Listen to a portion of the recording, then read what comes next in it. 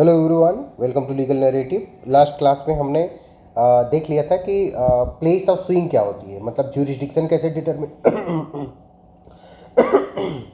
करते हैं, कौन से कोर्ट में केस मतलब सूट फाइल किया जाएगा, ज्यूरिसडिक्शन कैसे डिटरमिन करेंगे कि कोई भी प्रॉपर्टी मूवेबल या इमूवेबल या किसी के खिलाफ अगर टॉर्ट कमिट किया जाता है तो वो उस केसेस में हम सूट कहाँ पे फाइल करेंगे, ये सारी चीज़ें हमने देख ली थी।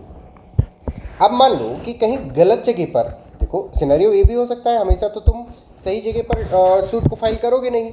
तो अगर सूट को तुम मान लो कोई गलत जगह पर, तुम मान लो कि सूट को गलत जगह पर फाइल कर देते हो, गलत जगह पर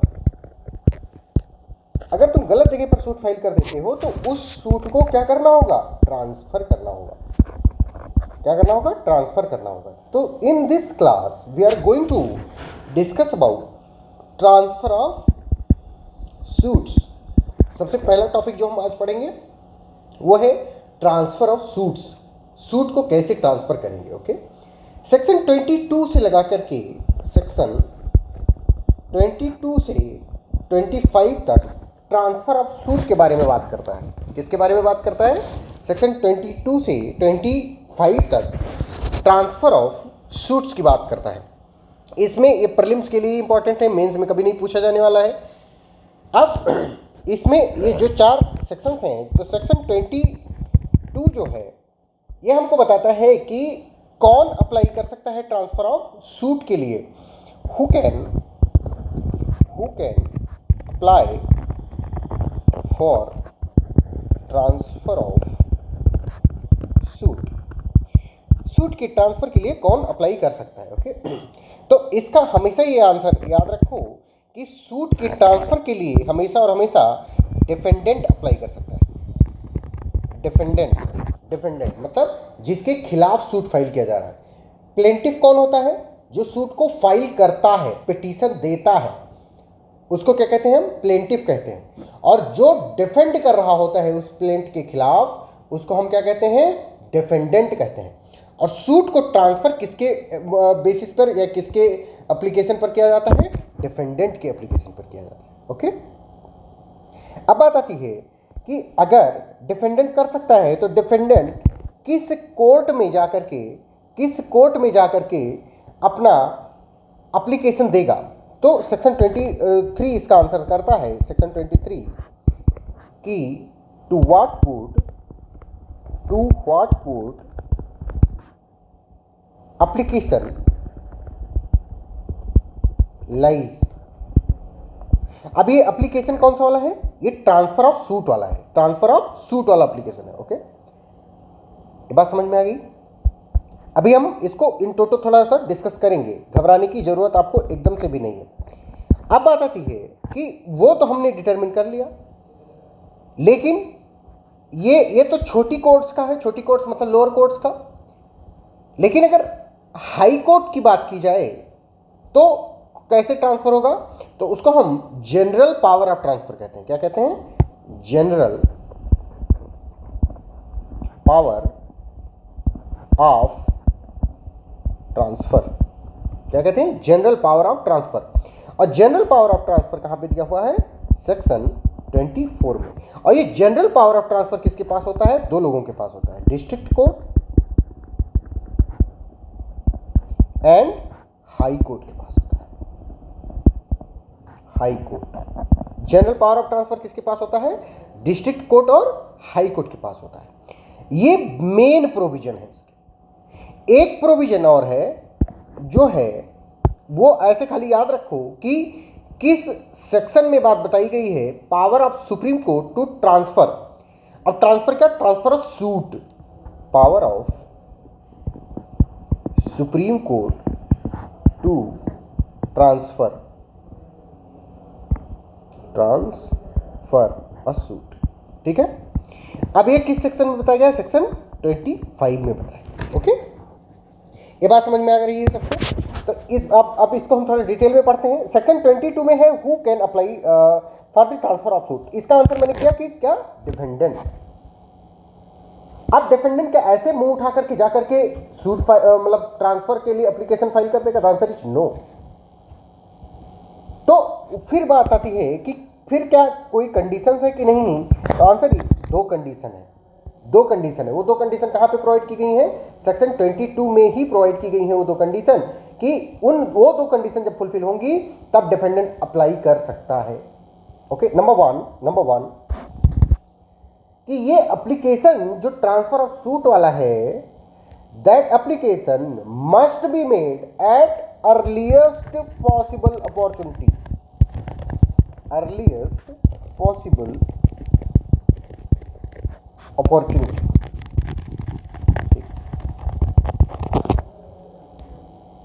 अब बात आती है अर्लीस्ट पॉसिबल अपॉर्चुनिटी का क्या मतलब होता है? अर्लीस्ट पॉसिबल अपॉर्चुनिटी का मतलब दो सिनेरियो हो सकता है, either before settlement of issue और after the settlement of the issue.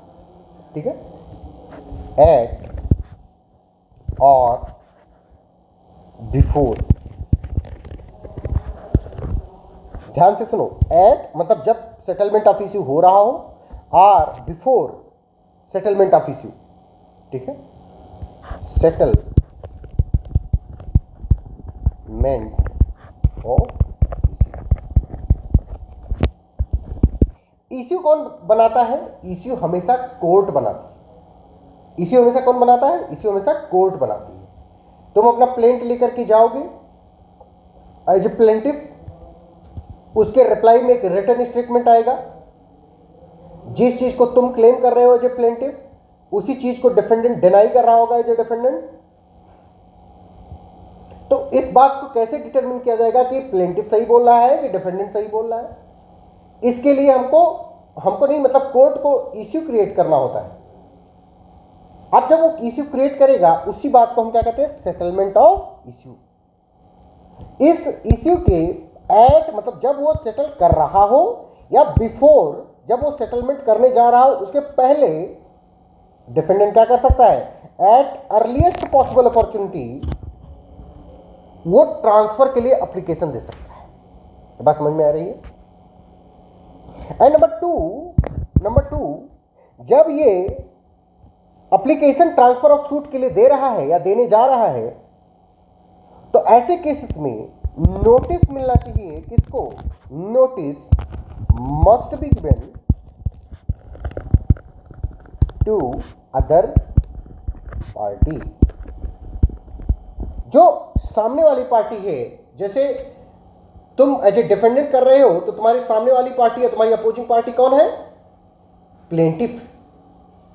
तो वो जो प्लेंटिफ है उसको नोटिस मिलना चाहिए। ओके, ये बात समझ में आ रही है सबको? अब ये जो सेक्शन 22 में ट्रांसफर वाली पावर है, इट इज लिमिटेड टू, ध्यान से समझो, सेक्शन 22 में जो ट्रांसफर की पावर है, it is limited to cases, in section 16 to 20, जिसमें ज्यूरिस्डिक्शन बताया गया है वहां जहां पे plaintiff had an option to sue in more courts than one. जहां पे प्लेंटिफ के पास ये ऑप्शन होता है कि वो चाहे कोर्ट ए में स्यू करे, चाहे कोर्ट बी में स्यू करे, लेकिन उसने कोर्ट ए में स्यू कर दिया। अब डिफेंडेंट को लग रहा है कि नहीं, अगर कोर्ट बी में मुझे स्यू किया गया होता तो मैं अच्छे से डिफेंस कर पाता, तो वो एप्लीकेशन दे देगा कि भैया इस सूट को कहां ट्रांसफर कर दिया जाए? कोर्ट बी में ट्रांसफर कर दिया जाए। ठीक है, तो इसका मतलब क्या समझ में आया? इसका मतलब समझ में आया कि सेक्शन 22 में जो ट्रांसफर की बात की जा रही है, that is not general transfer of power, general power of transfer. ठीक है, general power of transfer section 24 में दिया गया है, and that general power of transfer is given only to two courts. अब वो दो कोर्ट्स कौन कौन सी हैं? एक डिस्ट्रिक्ट कोर्ट है और दूसरी हाई कोर्ट है। इतनी बात समझ में आ रही है सबको? Yes or no? किसी को कोई शक अभी तक में? अब आगे बढ़ते हैं। जब नोटिस दोगे अपोजिट पार्टी को तो हो सकता है उस पर क्या करे, वो कोई ऑब्जेक्शन रेज करे। तो नोटिस के बाद में जो ऑब्जेक्शन रेज किया जाएगा that needs to be heard, उसको सुना जाएगा। बात समझ में आ रही? ये बात समझ में आ रही सबको ये बात कि नहीं? कि बिना सुने, अपोजिट पार्टी को बिना सुने, मतलब एक बार तुमने नोटिस दिया और नोटिस देने के बाद में अपोजिट पार्टी आकर के अपना कुछ बात बता रही है, तो तुमको एज ए कोर्ट उस अपोजिट पार्टी की बात को सुनना होगा। जब तुम उस अपोजिट पार्टी की बात को सुनोगे उसके बाद में इस निर्णय पर पहुंचना कि क्या तुम इस सूट को ट्रांसफर करो या ना करो। इतनी बात समझ में आ रही है? अब बात आती है कि क्या सिर्फ और सिर्फ एप्लीकेशन देने के बाद में ही ट्रांसफर किया जा सकता है सूट का? The answer is no.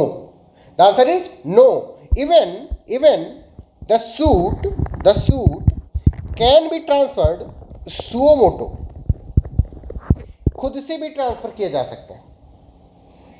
खुद से ट्रांसफर कहां पे किए जाएंगे? तो खुद से ट्रांसफर सेक्शन 24 में किया जाएगा, under the general power of transfer में। सेक्शन 24 में कौन करेगा? डिस्ट्रिक्ट कोर्ट करेगी या तो हाई कोर्ट करेगी। इतनी बात समझ में आ रही है सबको? इतनी बात समझ में आ रही है?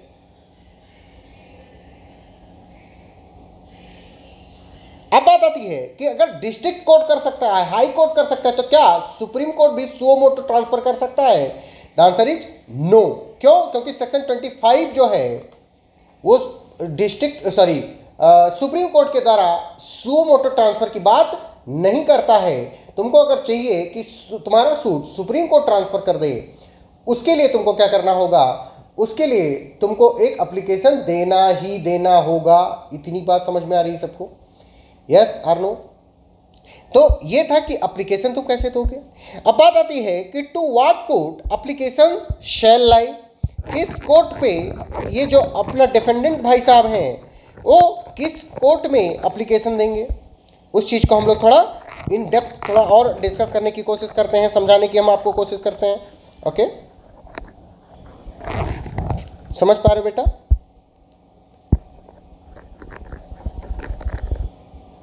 इस वाले एस्पेक्ट को लेते हैं। ओके, कि to what court application shall lie. बात आती है कि अगर दो कोर्ट, जैसे मैंने क्या बताया कि सेक्शन 16 से लगा करके सेक्शन 20 तक प्लेंटिफ के पास ऑप्शन था, दो कोर्ट में सूट फाइल करने का, कोर्ट ए और कोर्ट बी में, दो कोर्ट में फाइल करने के पास उसके पास ऑप्शन था। अगर ये दोनों कोर्ट सेम अपीलेट कोर्ट की सबऑर्डिनेट हैं, इन दोनों की सेम अपीलेट कोर्ट है,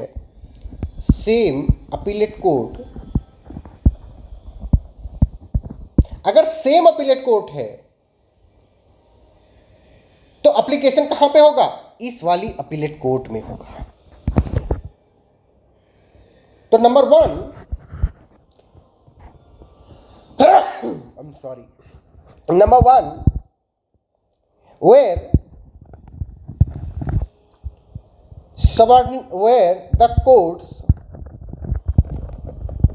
the courts are subordinate to same appellate court, तो उस अपीलेट कोर्ट में होगा। ये बात समझ में आ रही? जैसे दो कोर्ट में मतलब डिस्प्यूट ऑफ ज्यूरिसडिक्शन था, उस सूट को कोर्ट ए में भी फाइल किया जा सकता था, कोर्ट बी में भी फाइल किया जा सकता था। अब प्लेंटिफ ने ये चूज किया कि वो कोर्ट ए में फाइल करेगा, लेकिन जब डिफेंडेंट ने सूट को देखा तो उसको लगा कि अगर सूट बी में फाइल होता तो मैं और अच्छे से डिफेंड कर पाता। अब ये दोनों कोर्ट ए और कोर्ट बी, दोनों कोर्ट सेम अपीलेट कोर्ट की सबऑर्डिनेट है, तो जो डिफेंडेंट एप्लीकेशन फाइल करेगा section 22 of the code of civil procedure में, वो किसको देगा? इस अपीलेट कोर्ट को देगा और कहेगा कि भैया इस सूट को कोर्ट ए से कोर्ट बी में ट्रांसफर कर दिया जाए। इतनी बात समझ में आ रही सबको? इतनी बात समझ में आ रही सबको? यस और no? And number two scenario क्या हो सकता है कि ये जो दोनों कोर्ट हैं, प्लेंटिफ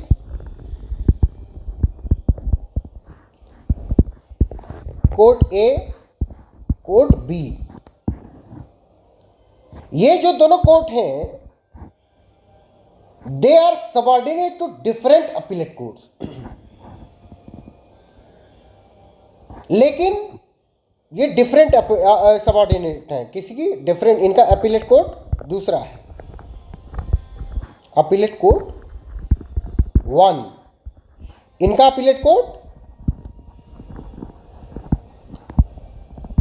2, ठीक है? इनका अपीलेट कोर्ट 1, इनका अपीलेट कोर्ट 2, ठीक है? लेकिन ये जो दोनों अपीलेट कोर्ट हैं, ये सेम हाई कोर्ट के अंतर्गत आते हैं, सेम हाई कोर्ट, ठीक है? अब अगर ये सेम हाई कोर्ट के अंतर्गत आती हैं, तो जो प्लेंटिफ एप्लीकेशन फाइल करेगा नंबर 2 में, इस वाले सिनेरियो में, नंबर 2 सिनेरियो ये है, तो उस वाले हाई कोर्ट को फाइल करेगा जिस हाई कोर्ट के ये लोग सबऑर्डिनेट होंगी, ठीक है? High court. बात समझ में आ गई कि नहीं? फिर से बताता हूं। प्लेंटिफ के पास ऑप्शन था कि वो कोर्ट ए में भी फाइल कर दे या कोर्ट बी में फाइल कर दे। उसने कोर्ट ए को चूज किया और कोर्ट ए दूसरी का अपीलेट कोर्ट दूसरा है, कोर्ट बी का अपीलेट कोर्ट दूसरा है। लेकिन ये जो दोनों अपीलेट कोर्ट 1 और अपीलेट कोर्ट 2, ये दोनों सेम हाई कोर्ट के अंतर्गत आते हैं, ठीक है? तो हम क्या करेंगे? हम एज ए डिफेंडेंट कहां पे ट्रांसफर ऑफ सूट के लिए फाइल करेंगे?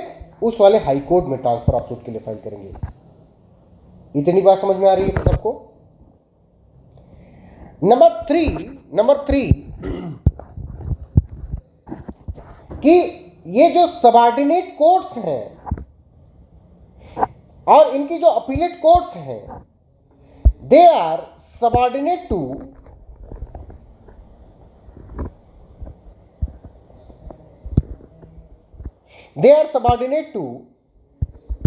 High court 1, HC 1, HC 2,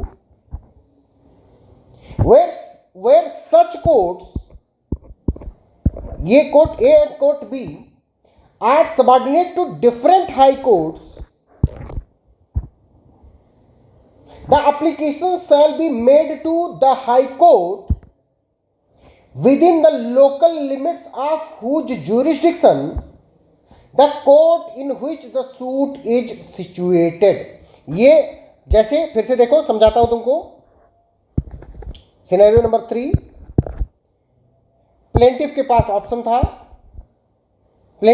option था कि वो सूट को कोर्ट ए में फाइल कर सकता था, कोर्ट बी में फाइल कर सकता था। प्लेंटिफ ने कोर्ट ए को चूज किया। कोर्ट ए का अपीलेट कोर्ट अलग है, कोर्ट बी का अपीलेट कोर्ट अलग है। अगर कोर्ट ए और बी का अपीलेट कोर्ट सेम होता तो हम उस वाले अपीलेट कोर्ट में करते। अगर कोर्ट ए और कोर्ट बी का दोनों का अपीलेट कोर्ट अलग है, लेकिन ये सेम हाई कोर्ट के सबऑर्डिनेशन में है, तो उस सेम हाई कोर्ट में कर देते। लेकिन अपीलेट कोर्ट भी अलग हैं और ये अपीलेट कोर्ट जिसकी सबऑर्डिनेट है वो हाई कोर्ट्स भी अलग हैं, तो हम उस वाले हाई कोर्ट में करेंगे जिस हाई कोर्ट के अंतर्गत सबऑर्डिनेट जो कोर्ट जिसमें सूट चल रहा है या जिसमें सूट फाइल किया गया है। तो ट्रांसफर ऑफ सूट के लिए हम हाई कोर्ट नंबर 1 में जाएंगे। क्यों? क्योंकि प्लेंटिफ ने सूट कहां पे फाइल किया हुआ है? कोर्ट ए में फाइल किया हुआ है। अब कोर्ट ए किसका सबऑर्डिनेट है? हाई कोर्ट नंबर 1 का सबऑर्डिनेट। ये बात समझ में आ रही है?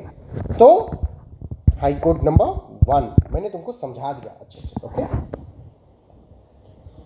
सेक्शन 24 में जनरल पावर ऑफ ट्रांसफर है कि वो किसी भी चीज को ट्रांसफर कर सकता है। उसका मन आया, मुंह उठाया और ट्रांसफर कर दिया। सेक्शन 25 में पावर ऑफ सुप्रीम कोर्ट है टू ट्रांसफर दी केस। इसमें इतनी ही चीजें पढ़नी थी और हमने शायद आपको समझाने में मैं सक्षम रहा। ओके, एक केस का नाम लिखो, केस का नाम लिखो फूनो फूमो फूमो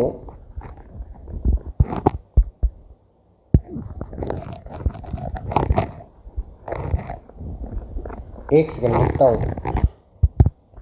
फूमो केमिकल प्राइवेट लिमिटेड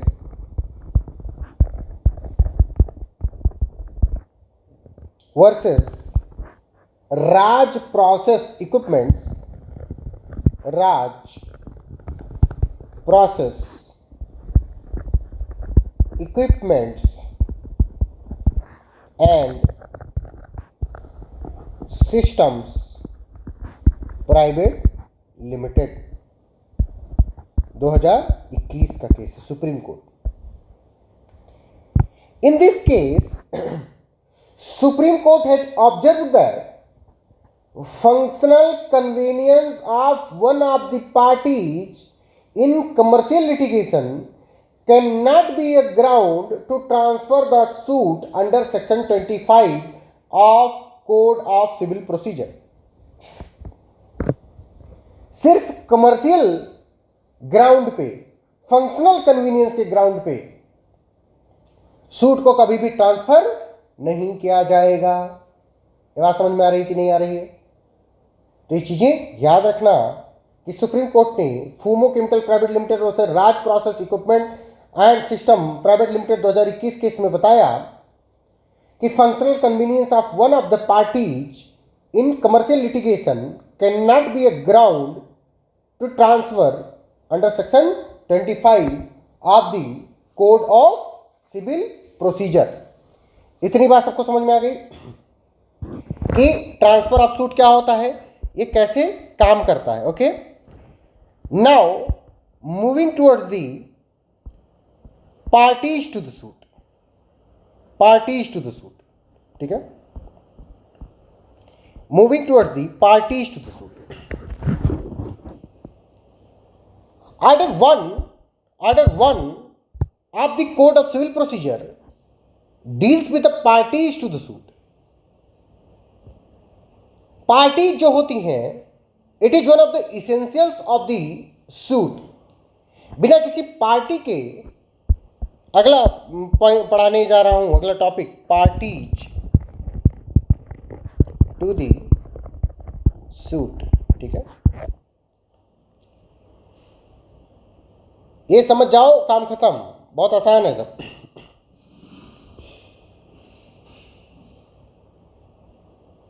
जो पार्टीज टू द, यानी ऑर्डर वन में बताया गया है पार्टीज कौन होती हैं सूट की। एक प्लेंटिफ होता है, एक डिफेंडेंट होता है। ऑर्डर वन में ही joinder, misjoinder, non joinder of the parties के बारे में बात किया गया है। इसी में रिप्रेजेंटेटिव सूट की बात की गई है। उन सारी चीजों को हम वन बाय वन देखने की कोशिश करेंगे, ठीक है। Order one rule one, order one rule one, order one rule one talks about joinder of plaintiff, joinder of plaintiff. Order one rule one, joinder of plaintiff का मतलब क्या होता है? जब एक से अधिक लोग प्लेंटिफ बनते हैं या बनाए जाते हैं, जॉइंडर ऑफ प्लेंटिफ, इसका क्या मतलब होता है? जब एक या एक से अधिक लोग प्लेंटिफ बना दिए जाते हैं सेम कॉज ऑफ एक्शन पे, तो उनको हम जॉइंडर कहते हैं। अगर वो नहीं जुड़े तो एक्चुअल रिलीफ पर हम नहीं पहुंच पाएंगे, कोर्ट कभी एक्चुअल रिलीफ पर नहीं पहुंच पाएगा। ऐसे सिनेरियो में ऐसे प्लेंटिफ को जोड़ना इसेंशियल हो जाता है। तो ऑर्डर वन रूल वन में जॉइंडर ऑफ प्लेंटिफ और ऑर्डर 1 रूल 3 में जॉइंडर ऑफ डिफेंडेंट, ठीक है।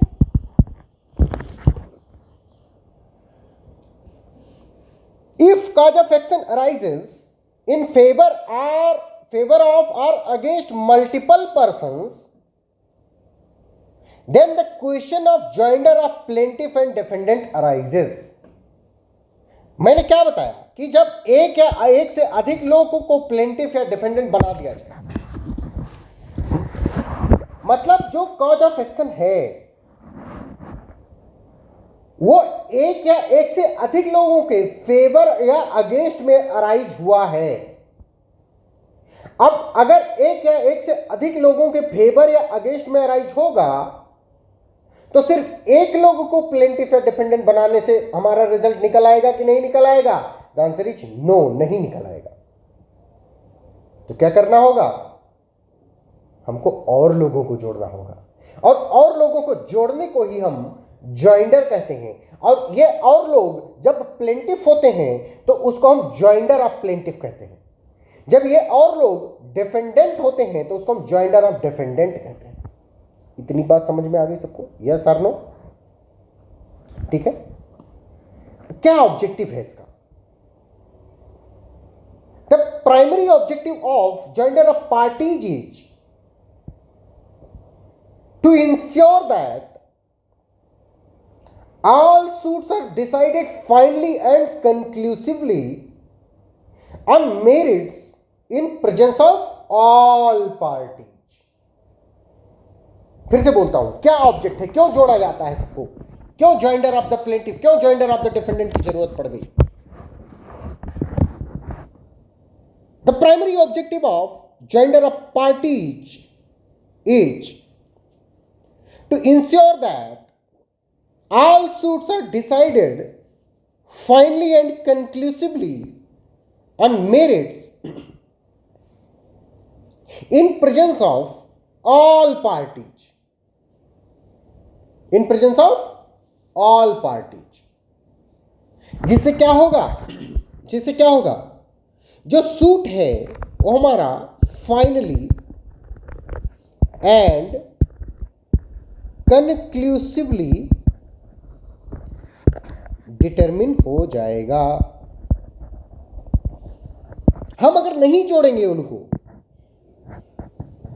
तो अगर मान लो कि 4 प्लेंटिफ हो सकते थे, सिर्फ एक प्लेंटिफ आया, एक प्लेंटिफ के पक्ष में फैसला सुना दिया गया, तो कल को मुंह उठा के ये 3 लोग भी चले आएंगे कि योर लॉर्डशिप, आपने उनको ये फैसला उनके पक्ष में सुना दिया, अब हमको भी चाहिए।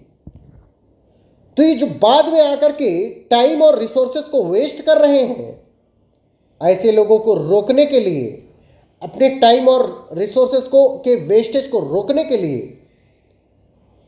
The concept of joinder of parties, joinder of plaintiff order 1 rule 1 या joinder of plaintiff order 1 rule 3 provide किया गया है। Okay, joinder of plaintiff order 1 rule 1 किस सिनेरियो में अप्लाई किया जाता है उसको हम देखेंगे। When the right to relief, when, एक पेज जोड़ता हूं फिर बताता हूं, wait. Joinder of plaintiff, JOP, joinder of plaintiff order 1 rule 1 कब होता है? 2 सिनेरियो है। Number 1, when the right to relief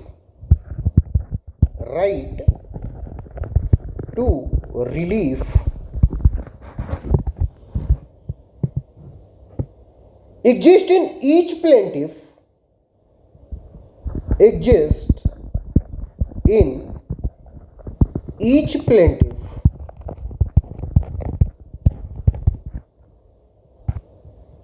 arises out of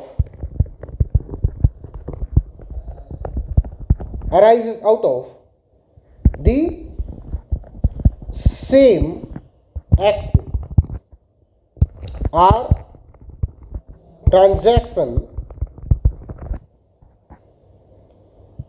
either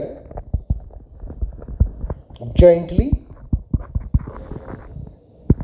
severally मतलब अलग अलग, or alternatively, ठीक है। एंड नंबर 2,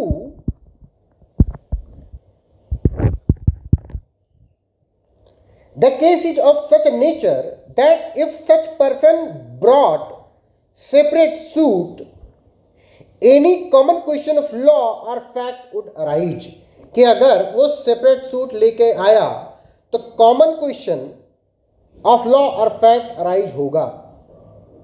जो मैंने अभी सिनेरियो आपको समझाया कि 3 लोग हैं, ए बी सी, तीनों को किसी ने थप्पड़ मार दिया। अब ये बैटरी के लिए सूट फाइल करते हैं टार्ट में। ए ने सिर्फ फाइल किया, ए को मिला 50,000 रुपए का अनलिक्विडेटेड डैमेजेस। अभी तक ये दोनों भाई सो रहे थे, ये उठे, इन्होंने देखा कि अरे ए को 50,000 रुपए मिल गए। ये दौड़े दौड़े गए, इन्होंने भी सूट फाइल कर दिया। तो इनका और इनका सबका केस तो सेम था ना। सूट फाइल होगा तो दोनों से सेम रिजल्ट निकल के आएगा। जब सेम रिजल्ट निकल सकता है तो उनको एक साथ क्यों ना जोड़ लिया जाए, जिससे कि टाइम और रिसोर्स वेस्ट ना हो। ओके, ये बात समझ में आ रही है? इसी बात के लिए जॉइंडर ऑफ प्लेंटिफ किया जाता है, ठीक है, जॉइंडर ऑफ प्लेंटिफ। तो point number 2 is the case is of such nature, the case is of such a nature that arises if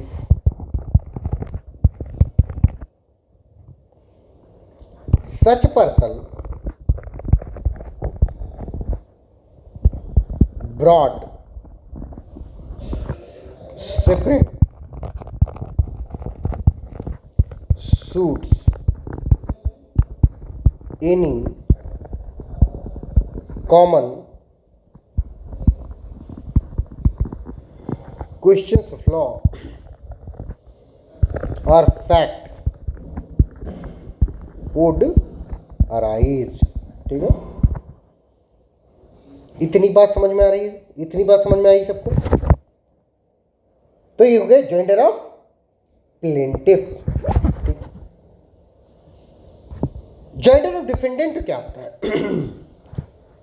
Joinder of defendant, order 1 rule 3। इसमें भी 2 सिचुएशन है, मतलब 2 ही वो है point. The right to relief alleged to exist against them arises out of same act। इसमें क्या था कि existing plaintiff arises out of same act, it exists in them, and इसमें right exists against them। against से replace कर दो, बाकी चीजें same. And number 2 is the case is of such a nature that if separate suits were brought against them, the common question of law or fact will arise। Common question of law या fact आ जाएगा। इसलिए joinder of plaintiff necessary हो जाता है, ठीक है। आ रही बात समझ?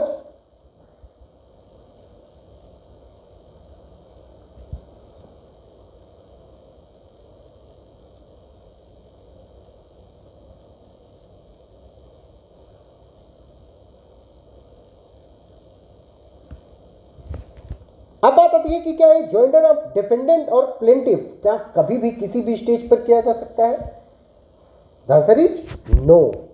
The answer is no. एक सूट चल रहा है चल रहा है चल रहा है, काफी दिन बीत गए, उसके बाद पता चला कि एक पार्टी और जोड़ी जा सकती थी इसमें, तो क्या उसको उस समय पे जोड़ दोगे? The answer is no. क्यों? जब no, there is no joinder, no joinder if delay is caused. अगर डिले कॉज कर दिया जाएगा तो वहां पे कोई जॉइंडर होगा बाबू कि नहीं होगा? आंसर इज नो, नहीं होगा। ठीक है,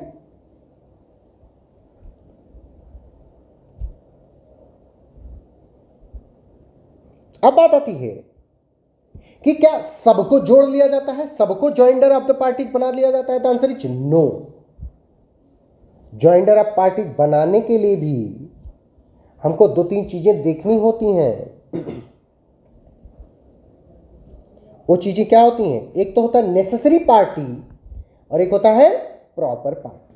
क्या होता है? एक नेसेसरी पार्टी और दूसरा प्रॉपर पार्टी। ठीक है, अच्छा मैं ये बता रहा था कि there is no joinder if delay is caused. एक केस हुआ था, केस का नाम लिख लो, प्रेमलाल नहाता, प्रेमलाल नहाता वर्सेस चंडी प्रसाद सिकारिया, चंडी प्रसाद सिकारिया। ठीक है, 2007 का केस। इस केस में सुप्रीम कोर्ट ने कहा था कि court has power to consolidate suits in appropriate cases. जब कोर्ट को लगे कि ऐसे सूट को कंसोलिडेट कर दिया जाना चाहिए तो वो सूट को क्या कर देगी? कंसोलिडेट कर देगी। अगर कोर्ट को लग रहा है कि कंसोलिडेशन से काम नहीं चलेगा तो कंसोलिडेट नहीं करेगी। ठीक है, बारीक बात समझ। It all depends on the appropriateness seems to the court। Court को लगना चाहिए। कोर्ट को अगर लग रहा है कि ये अप्रोप्रिएट केस है कंसोलिडेट करने के लिए तो कंसोलिडेट करेगी, अदरवाइज कंसोलिडेट नहीं करेगी। ठीक है, अब इस जॉइंडर में किनको जोड़ा जाता है? दो लोगों को जोड़ा जाता है, एक नेसेसरी पार्टी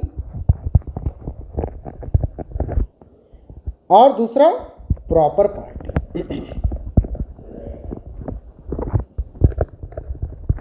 ठीक है, नेसेसरी पार्टी कौन हो गया?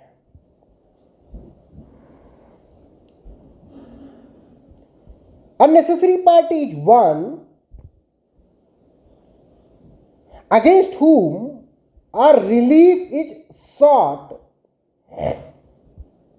and in whose absence no decree or effective order can be passed।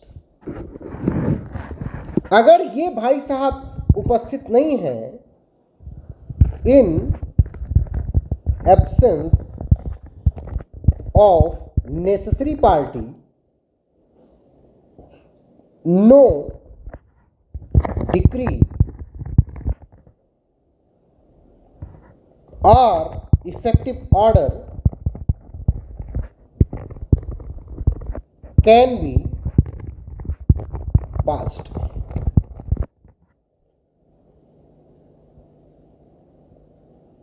मतलब नेसेसरी पार्टी ऐसी पार्टी है जिसके खिलाफ रिलीफ मांगा जा रहा है।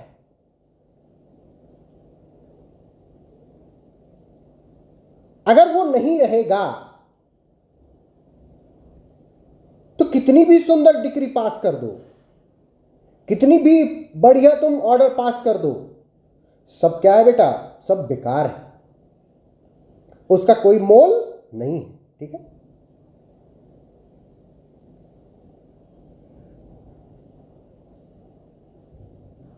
प्रॉपर पार्टी क्या होती है? On the other hand,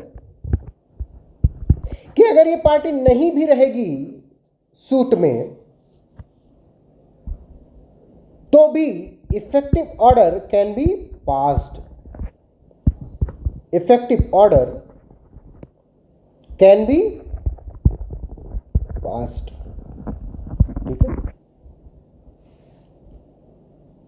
but the presence of the proper party is necessary for complete and final decision of the case. For complete and final decision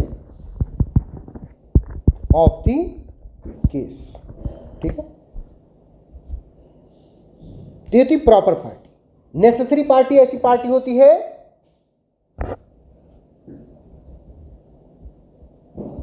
कि अगर वो नहीं रही तो केस बेकार है, उसका कोई रिजल्ट नहीं आने वाला है। प्रॉपर पार्टी कौन होती है कि अगर वो नहीं भी रहे तो भी रिजल्ट आ जाएगा, लेकिन वो लोग दोबारा उसको ओपन करवा सकते हैं। फाइनल डिसीजन आने में थोड़ा दिक्कत पड़ेगी। नेसेसरी पार्टी नहीं है तो कोई फाइनल डिसीजन आएगा ही नहीं, इफेक्टिव डिसीजन आएगा ही नहीं, इफेक्टिव डिक्री पास होगी ही नहीं। मतलब जो नेसेसरी पार्टी है दैट इज द साइन क्वा नन ऑफ अ सूट, जबकि एक प्रॉपर पार्टी जो है उसका होना और ना होना कोई बहुत ज्यादा इंपैक्ट नहीं डालता है। Number 2, if necessary party is not impleaded in the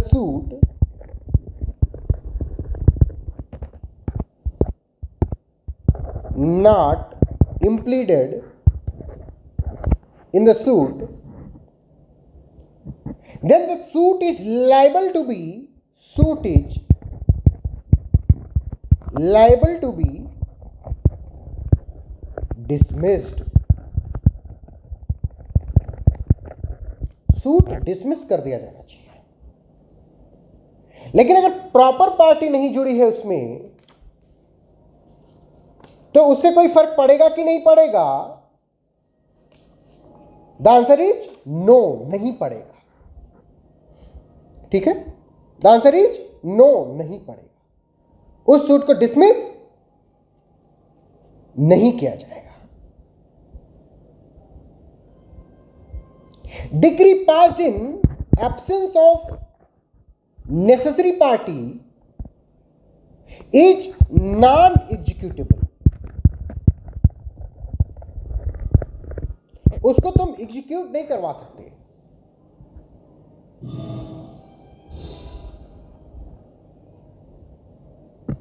लेकिन जो डिक्री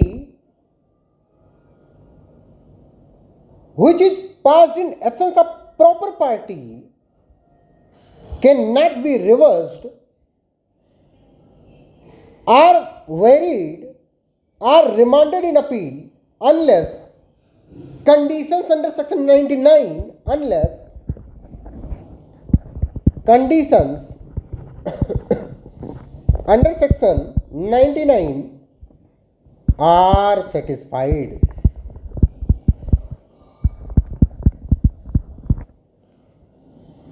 मतलब प्रॉपर पार्टी के होने से और ना होने से कुछ बहुत ज़्यादा फर्क पड़ता है नहीं, लेकिन नेसेसरी पार्टी के होने और ना होने से बहुत फर्क पड़ता है। अगर नेसेसरी पार्टी नहीं रही तो तुम्हारा सूट बेकार है, तुम्हारा केस नॉन एग्जीक्यूटेबल है। ठीक है, प्रॉपर नेसेसरी पार्टी में होता है एक बहुत इंपॉर्टेंट बात कि इन्हीं के खिलाफ one against whom a relief is sought,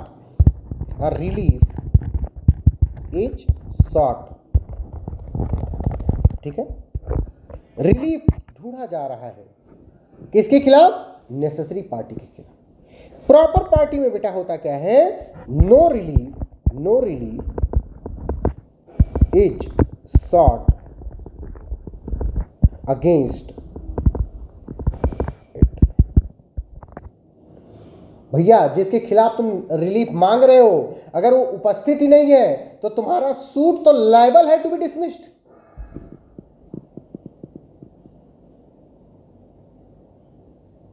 अगर तुम सूट में उसका नाम डाले ही नहीं हो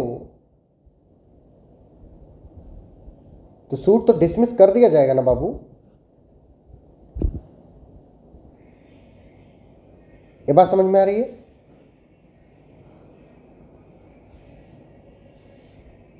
कस्तूरी वर्सेस, केस का नाम लिखो, Kasturi versus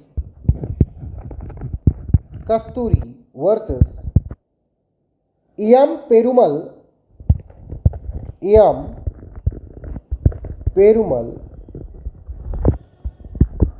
2005 Supreme court.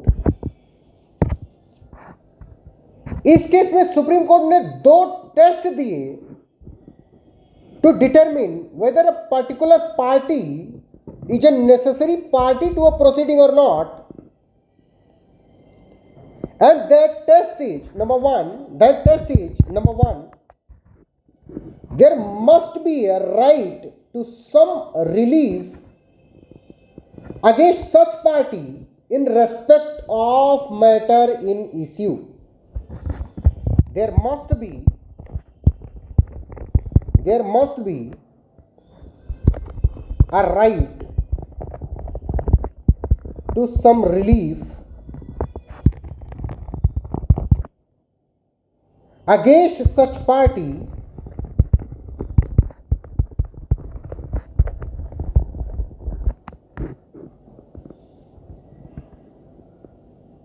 in respect of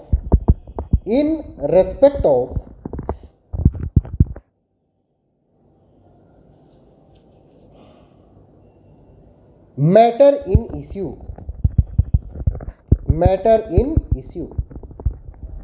ठीक है। And number 2, it is not possible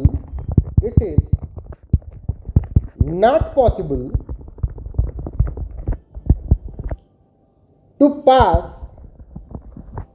an effective decree in his absence, ठीक है। कौन से केस में? Kasturi versus M Perumal 2005 Supreme Court case में ये बात बताई गई कि नेसेसरी पार्टी तुम कैसे डिटरमिन करोगे कि कौन सी पार्टी नेसेसरी पार्टी है और कौन सी पार्टी नेसेसरी पार्टी नहीं है। तो सबसे पहली चीज कि there must be a right to some relief against such party in respect of matter in issue. Number 2, it is not possible to pass an effective decree in his absence, ठीक है। What is non-joinder and misjoinder of the parties?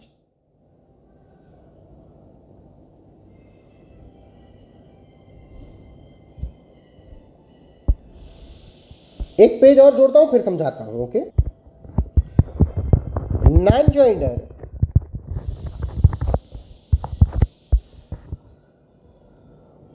और मिसजॉइंडर क्या होता है?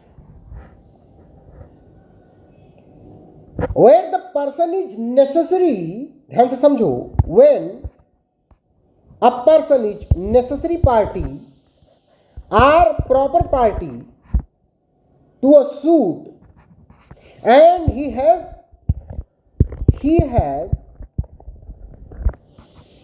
not been joined as a party, then it is a case of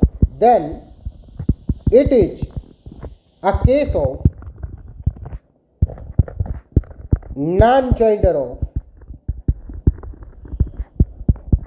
parties, ठीक है। फिर से बोलता हूं, where a person is either necessary party NP or a proper party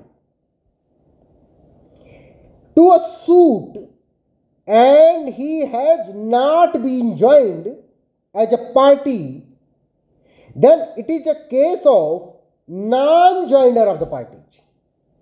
Then it is a case of non joinder of the parties, ठीक है।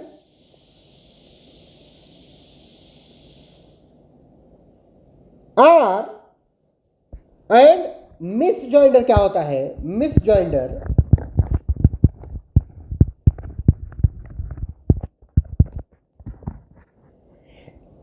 when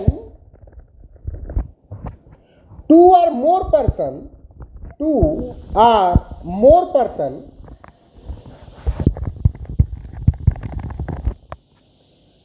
are joined as a party to the suit in contravention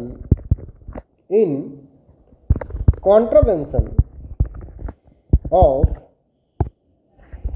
order 1 rule 1 and 3 and they मतलब ये लोग, 2 or more person, they are neither necessary party nor proper party, then it is a case of misjoinder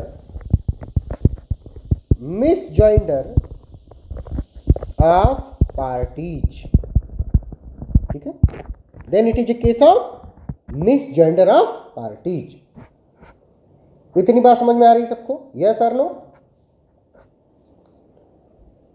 miss joinder क्या होता है, non joinder क्या होता है, बात मैंने आपको समझा दी।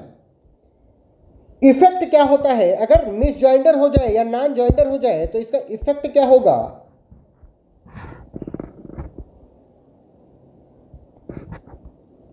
ऑर्डर 1 रूल 9 में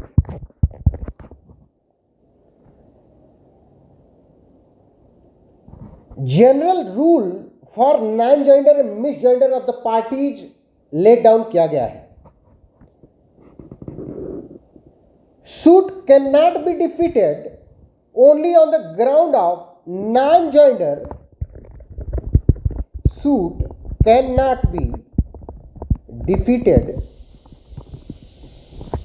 only on the ground of non-joinder or misjoinder of parties। कहां पे बताया गया बात? ऑर्डर 1 रूल 9 में बताया गया।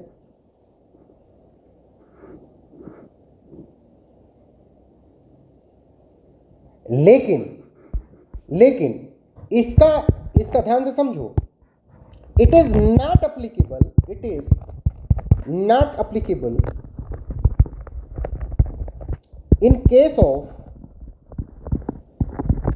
Non joinder of necessary party. क्यों? क्योंकि मैंने बताया अभी कुछ देर पहले कि नेसेसरी पार्टी अगर नहीं होगी तो कोर्ट को तुम केस को तुम डिटरमिन कर ही नहीं सकते। इसलिए अगर non joinder of necessary party है, then the suit is liable to be dismissed. उसको डिसमिस कर दिया जाएगा, ठीक है। Therefore, it means that if a necessary party has not been joined in a suit, then the suit can be defeated. It can be dismissed. ठीक है? लेकिन अगर नेसेसरी पार्टी को तुमने नहीं ज्वाइन कराया है तो उससे कोई फर्क नहीं पड़ेगा। बात समझ में आ रही? नहीं समझ में आ रही है? सेक्शन 99 और 99 capital A, section 99 and 99 capital A of CPC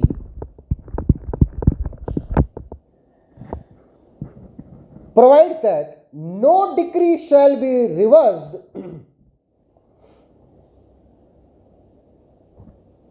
no, लिखो इस बात को, no decree shall be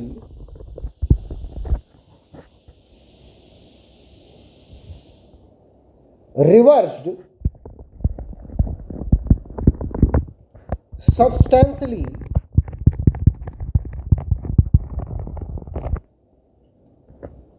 varied or remanded in appeal on account of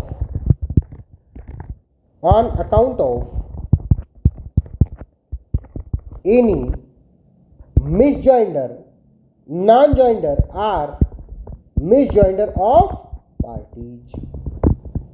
ठीक है, फिर से बोलता हूं, section 99 and 99 capital A of code of civil procedure provides that no decree shall be reversed, varied or remanded in appeal on account of any misjoinder or non-joinder of the parties. A decree can only be reversed if this non-joinder or misjoinder, number one, affects merits of the case.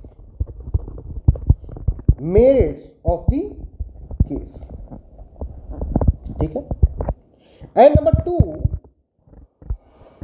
it affects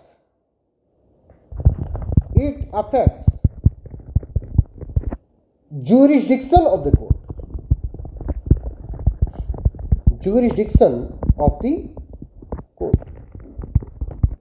ठीक है, आ रही बात समझ? नहीं समझ में आ रही सबको?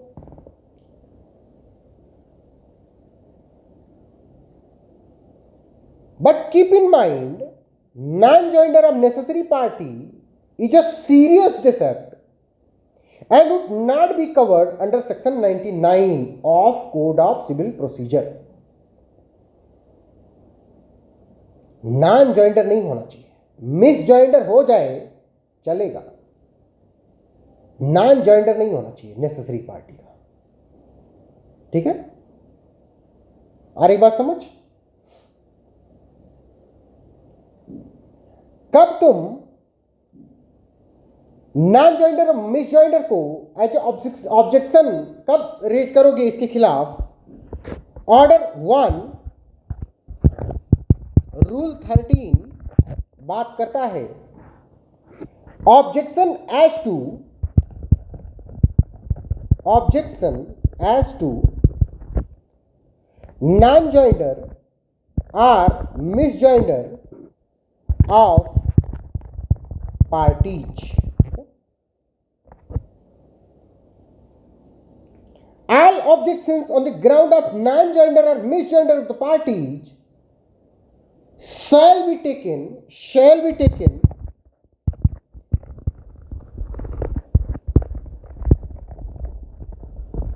at the earliest possible opportunity.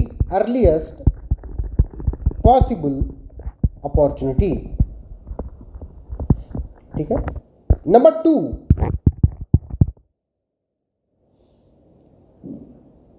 in all cases where issues are settled at or before such settlement, unless the ground of objection has been subsequently arisen.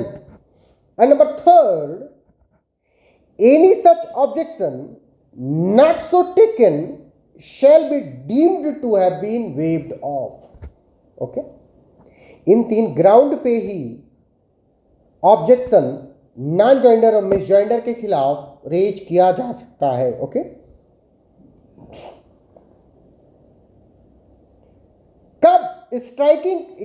when you will strike out or aid or substitute the parties.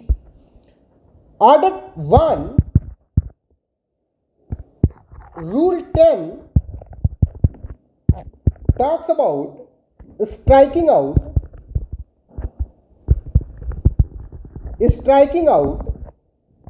addition and substitution of parties, ठीक है।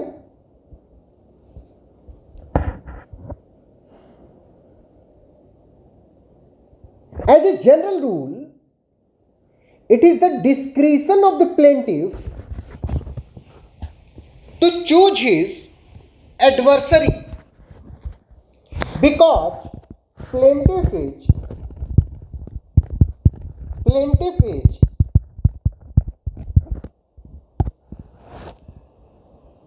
dominus litis,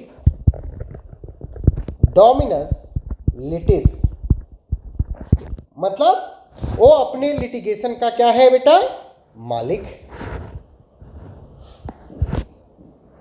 ठीक है।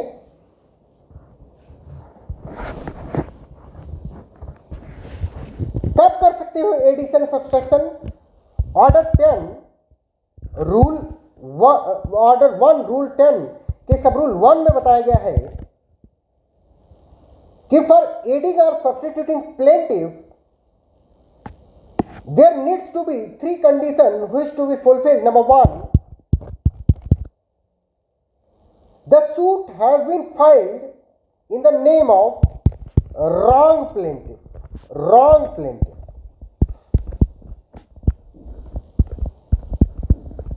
Number 1, the suit has been filed in the name of wrong plaintiff. Number 2, such mistake must be bona fide. And number 3, substitution or addition of the plaintiff is necessary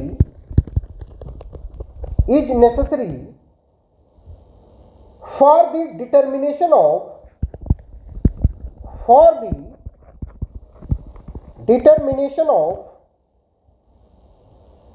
real matter in dispute,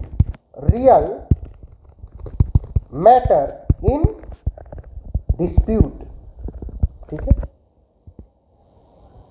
अगर ये 3 चीजें हैं तो substitute कर दिया जाएगा plaintiff को। Number 1 क्या क्या चीजें, the suit has been filed in the name of wrong plaintiff. Number 2, such mistake must be bona fide. Number 3, the substitution or addition of the plaintiff is necessary for the determination of the real matter in dispute।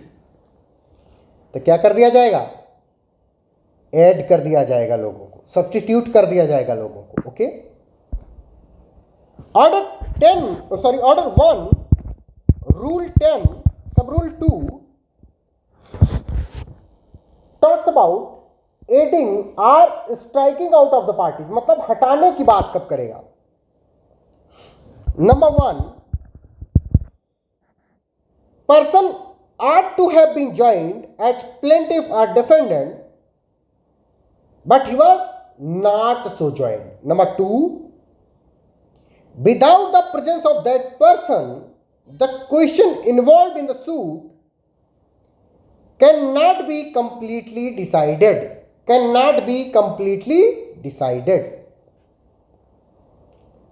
तो ऐसे situation में एक का नाम हटा के दूसरे का नाम जोड़ दिया जाएगा, ठीक है।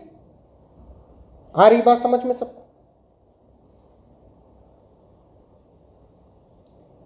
ट्रांसपोजिशन ऑफ द पार्टीज भी कई बार किया जाता है। ट्रांसपोजिशन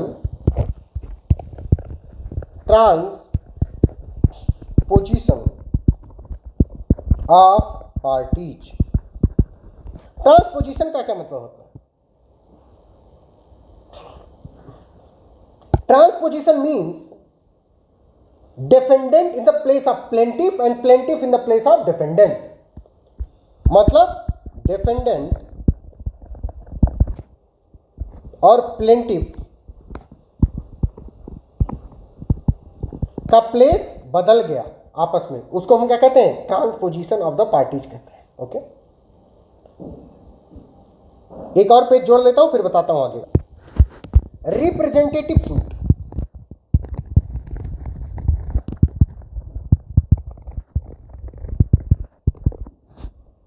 ऑर्डर 1 रूल 8 अब CPC deals with representative suit.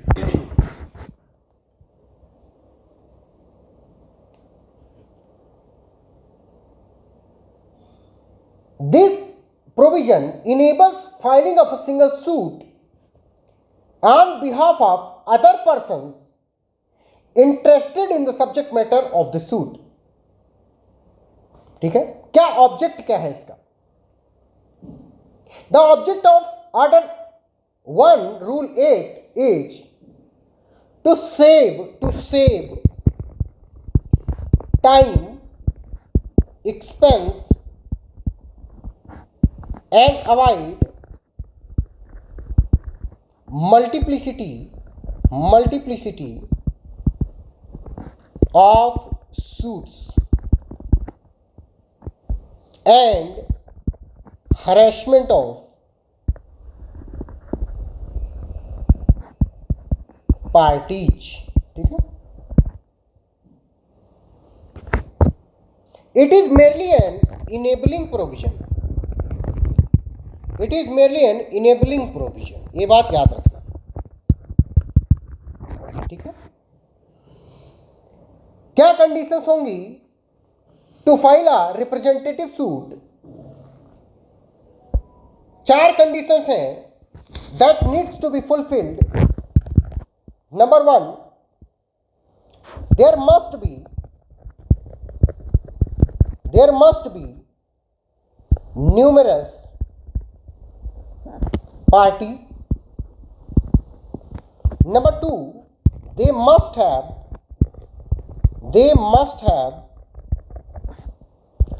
same interest. Number 3, the permission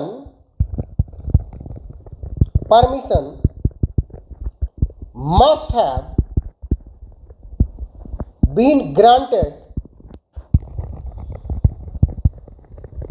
or direction